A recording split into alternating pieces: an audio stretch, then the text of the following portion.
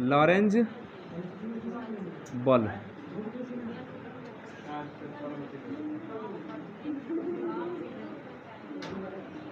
देखिए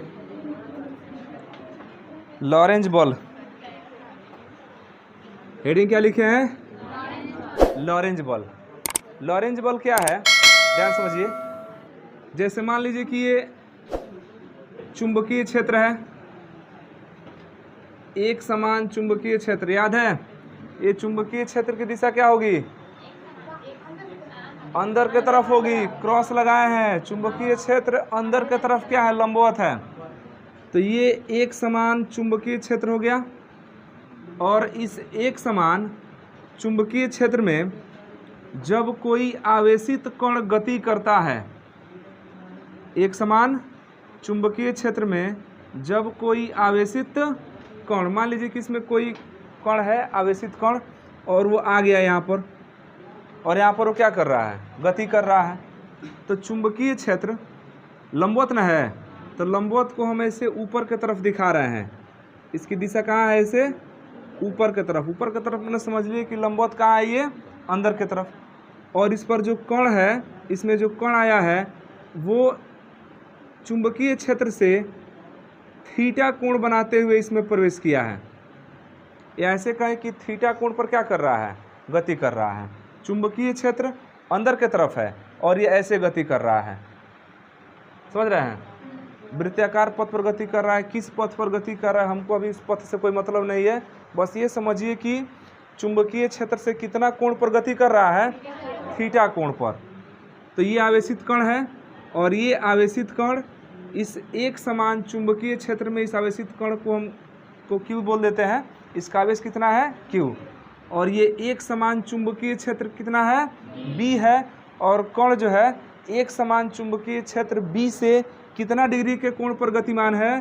theta degree पर, और भी वेग से। किस वेग से? भी वेग से। तो जब किसी एक समान चुंबकीय क्षेत्र में कोई आवेशित कण गति करता है ना, तो इस चुंबकीय क्षेत्र के द्वारा इस कण पर एक प्रकार का बल कार्य करता है। ध्यान समझना। जब कोई आवेशित कण किसी चुंबकीय क्षेत्र में गति करता है, तो इस चुंबकीय क्षेत्र के द्वारा इस पर क्या लगाया जाता है? एक तरह का बल लगाया जाता है। इस बल को बोलते हैं चुंबकीय बल। क्या बोलते हैं इसको? चुंबकीय बल। और उस चुंबकीय बल को सबसे पहले लॉरेंज नामक वैज्ञानिक ने ज्ञात किया था, इसलिए इस बल को क्या बोलते हैं? लॉरेंज बल। क्योंकि अगर कहीं पर हम विद्युत धारा प्रवाहित करते हैं तो चारों ओर चुंबकीय क्षेत्र उत्पन्न हो जाता है। तो इस लेसन में तो फिलहाल चुंबक की बात नहीं करेंगे हम लोग, क्योंकि यहाँ पर हम लोग विद्युत धारा का चुंबकीय प्रभाव न पढ़ रहे हैं। तो यहाँ पर जो भी चुंबकीय क्षेत्र होगा वो किसके कारण होगा? विद्युत धारा के कारण। और ध्यान दीजिएगा कि विद्युत धारा जब बहेगा तो बिना आवेश का धारा नहीं बहता है। मतलब धारा बह रहा है तो उसमें क्या है? आवेश गति कर रहा है ना। और उस गतिमान आवेश के बगल में एक और आवेश ले आ दिए, ये जो Q है, देखिए आवेश गति कर रहा है तो धारा बह रहा है। धारा बह रहा है तो क्या उत्पन्न हुआ है? चुंबकीय क्षेत्र। तो हमको इनडायरेक्टली दिखाई दे रहा है चुंबकीय क्षेत्र, लेकिन इसके बगल में धारा कहीं ना कहीं बह रहा है, तभी तो चुंबकीय क्षेत्र है। अब जब धारा बहेगा तो बिना आवेश का तो धारा बहेगा नहीं, मतलब उस चालक तार में आवेश भी क्या कर रहा है? गति कर रहा है। और जब आवेश गति कर रहा है और उसके बगल में एक और आवेश ले आ दिए, तो दो आवेश के कारण अब उनमें आकर्षण या प्रतिकर्षण बल होगा ना, वही यहाँ पर लग रहा है। तो उसी को हम ये बात कह रहे हैं कि जब किसी चुंबकीय क्षेत्र में किसी आवेशित कण को ले आते हैं, चाहे कोई आवेशित कण गति करता है, तो इस आवेशित कण पर एक तरह का बल काम करता है, जिसको क्या बोलते हैं? चुंबकीय बल। इस बल को लॉरेंज ने ज्ञात किया था, तो क्या इसको बोलते हैं? तो समझ रहे ना कि इस पर बल क्यों लग रहा है? क्यों बल लग रहा है? ये चुंबकीय क्षेत्र है, और चुंबकीय क्षेत्र किसके कारण उत्पन्न हुआ है? विद्युत धारा के कारण। विद्युत धारा बिना आवेश का नहीं बहेगा, मतलब आवेश गति कर रहा होगा तो धारा बह रहा होगा। तो इसके तो आवेश से गति कर रहा है, एक अलग से और आवेश उसके पास ले आ दिए, तो दो आवेशों के बीच में बल लगता है ना, पता है ना सब लोगों को, वही बल इस पर लग रहा है। तो हम लोग यहाँ कहते हैं कि चुंबकीय क्षेत्र के कारण क्या लग रहा है? बल लग रहा है। तो बात वही है कि जब किसी चुंबकीय क्षेत्र में किसी आवेशित कण को ले आते हैं, चाहे कोई आवेशित कण गति करता है तो उसके द्वारा बल लगाया जाता है, उस बल को चुंबकीय बल कहते हैं। उस बल को सबसे पहले किसने ज्ञात किया था? लॉरेंज ने, तो इसको लॉरेंज बल भी बोला जाता है। अब लॉरेंज बल ने इस बल को ज्ञात किया, और कैसे ज्ञात किया इसको समझ लीजिए। मान लेते हैं कि Q आवेश एक समान चुंबकीय क्षेत्र B में चुंबकीय क्षेत्र से थीटा कोण पर v वेग से गति कर रहा है, जिसके कारण इस चुंबकीय क्षेत्र द्वारा इस आवेश पर लगने वाला बल F है। मान लेते हैं बल कितना लग रहा है? F। अब लॉरेंज ने यह बताया कि जो यह लगने वाला बल F होता है, F, वो इस आवेश के परिमाण के समानुपाती होता है। आवेश के परिमाण के समानुपाती मतलब समझते हैं? आवेश की मात्रा के समानुपाती, माने आवेश जितना ज़्यादा कूलाम का रहेगा ना, बल उतना क्या लगेगा? ज़्यादा लगेगा। जैसे 10 कूलाम का है और 10 कूलाम से आवेश को बढ़ा करके 15 कूलाम कर दिया जाए तो बल का मान भी क्या हो जाएगा? बढ़ जाएगा। तो यह समानुपाती क्या होता है? Q। आवेश की मात्रा को बढ़ाएंगे बल भी क्या हो जाएगा? अच्छा, एक बात बताइए, ये जो चुंबकीय क्षेत्र है वो किसी न किसी आवेश के गति के कारण धारा उत्पन्न हुआ है और उसके कारण चुंबकीय क्षेत्र है। तो एक आवेश वो है जो दिखाई नहीं दे रहा है यहाँ पर, और एक आवेश ये है, एक आवेश ये है ना जो दिखाई दे रहा है। तो इसमें किसी भी एक आवेश का मान बढ़ा देंगे तो उनके बीच में लगने वाला बल नहीं बढ़ जाएगा। यही तो बताया था कूलाम ने। यह समानुपाती Q1 Q2, किसी भी एक को बढ़ा देंगे तो बल का मान क्या हो जाएगा? तो एक इसमें Q हमको दिखाई दे रहा है कि हाँ आवेश गति कर रहा है, और एक इनडायरेक्टली वो आवेश है जो गति करके धारा उत्पन्न किया है, और धारा के कारण क्या उत्पन्न हुआ है? चुंबकीय क्षेत्र। समझ रहे हैं? तो जैसे जैसे हम Q का मान बढ़ा देंगे वो F का मान क्या हो जाएगा? बढ़ जाएगा। दूसरा उसने कहा कि जो चुंबकीय बल होता है वह इसका जो वेग है ना, वेग, इस वेग के भी समानुपाती होता है। क्या कहा?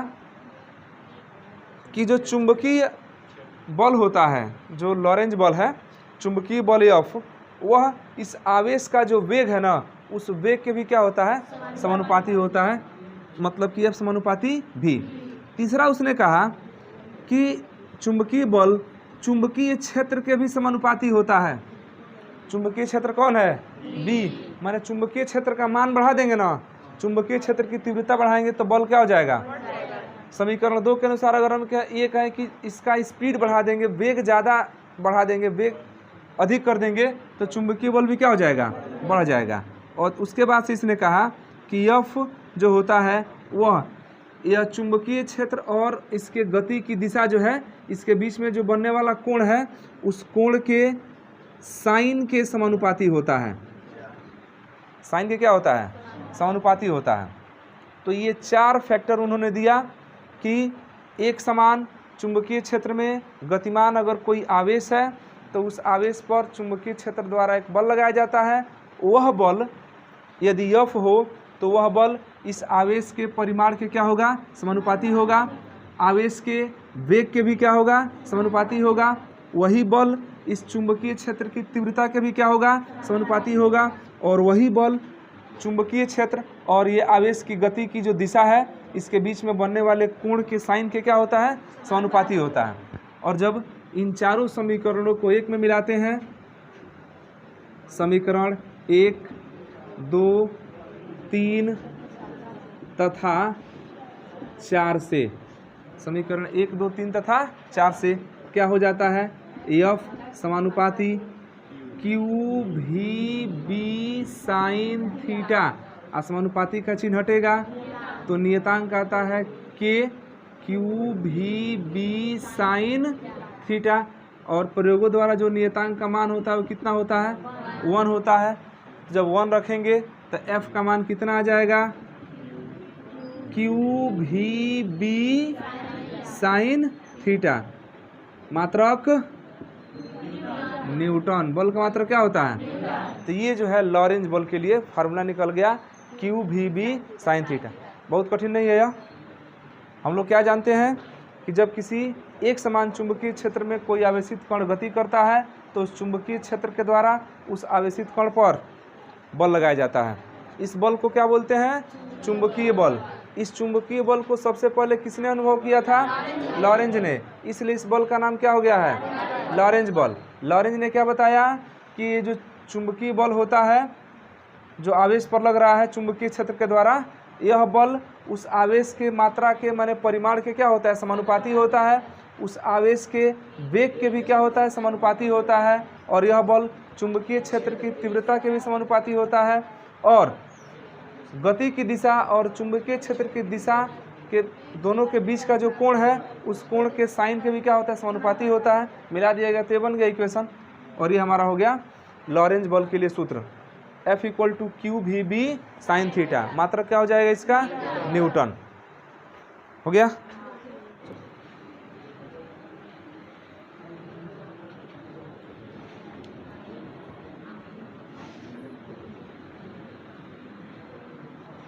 देखिए ध्यान से, हम लोग लॉरेंज बल क्या निकाले हैं? F = QVB sin theta. QVB sin theta ये निकाले हैं जी। अब इसमें यदि हम यह कहें कि जो आपका कण है, कण वह चुंबकीय क्षेत्र की जो दिशा है ना, उसी दिशा में प्रवेश किया है, तो जिधर चुंबकीय क्षेत्र है उसी दिशा में कण जाएगा तो कोई कोण बनेगा नहीं। तो कोई कोण नहीं बनेगा तो हम कह सकते हैं कि थीटा क्या हो जाएगा? 0। और जब थीटा 0 होगा तो F देखिए कितना हो जाएगा? QVB sin 0। QVB sin 0 मतलब पूरा मान क्या हो गया? तो अगर आवेशित कण चुंबकीय क्षेत्र की दिशा में गति करे, या ऐसे कहें कि उसके समांतर दिशा में गति करे, तभी तो कोई कोण नहीं बनेगा। तो दोनों कंडीशन में जो लॉरेंज बल होगा वो कितना हो जाएगा? 0। दूसरा चीज कि अगर गति की दिशा चुंबकीय क्षेत्र के लंबवत हो, मतलब थीटा बराबर कितना? 90 डिग्री, तो वहाँ पर जो बल होगा वो होगा QVB sin 90।